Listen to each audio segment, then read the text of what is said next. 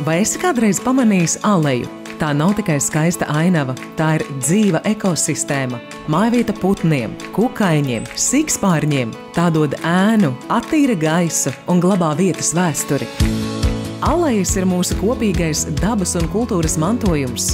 Daudzas no tām stādītas pirms vairāk nekā 200 gadiem, bet mūsdienās tās ir apdraudētas. Kas apdraud alejas? Rakšanas darbi bojā sakņu sistēmas, nepareiza kopšana saīsina koku dzīvi. Kļūsti par aleju detektīvu, palīdzi tās apzināt un saglabāt nākamajām paaudzēm.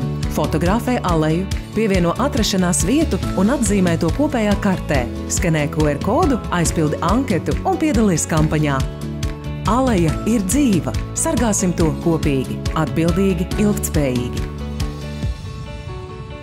Iesaisties!